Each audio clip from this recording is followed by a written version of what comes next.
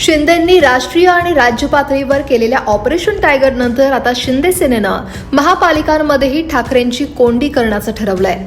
यात सर्वाधिक चर्चा आहे ती नाशिकमधल्या ठाकरेंच्या नगरसेवकांची. ठाकरेंचे 15 नगरसेवक नाशिक शहरात आहेत.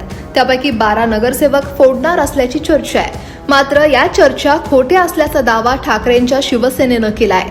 आपल्या नगरसेवकांना सोबत घेऊनच ठाकरे सेनेनं नाशिकमध्ये पत्रकार परिषद घेतली. एकही नगरसेवक फुटणार नाहीये. या फक्त कुठेतरी अफवा आणि एक मिसअंडरस्टँडिंग नगरसेवकांमध्ये केली जाते की ठाकरे गटाचे 12 नगरसेवक फुटणार, मग लगे आम्ही एकमेकाकडे संशयाच्या नजरेने बघू, असं हे त्यांचं प्लॅनिंग आहे. कुठलाही नगरसेवक फुटणार नाही आणि शिंदे गटात जाणार नाही. आपण नेमकं कोण पत्रवत आहे? शिंदे गटावाले ज्यांना पुढे भविष्यात उपमहापौर व्हायचे, कोणाला कुठली संधी हवी असेल तर त्यांच्यामध्ये एक सौदा झालाय की तुम्ही ठाकरे गटाचे 10 नगरसेवक फोडून आणा, मी तुम्हाला उपमहापौर करतो, असं त्यांना वरतून सांगितलं जातं. त्याप्रमाणे त्यांनी एजंट नेमलेले आहे आणि तो एजंट आमच्या प्रत्येक नगरसेवकाला भेटायला जातो आणि त्यांना सांगतो नगरसेवकांना की आम्ही तुम्हाला प्रभागाला 5 कोटी निधी देऊ, विकास निधी, आणि तुम्ही शिंदे गटात प्रवेश करा.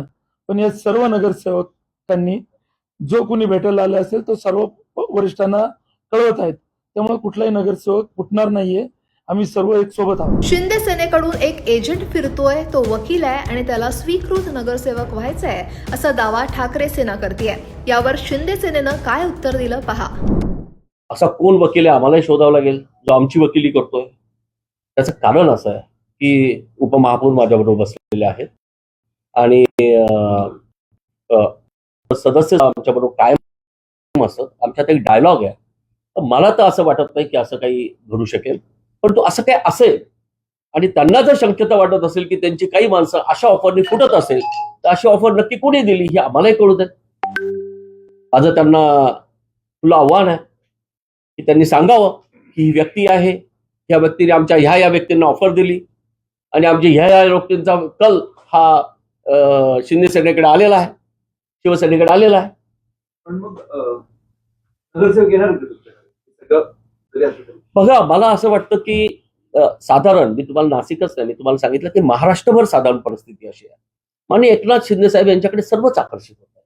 आता हे 6 खासदार आले, लक्षात घ्या. आणि आता प्रत्येकाला वाटतंय आता तर महाराष्ट्रात काय होईल ते सांगता येत नाही.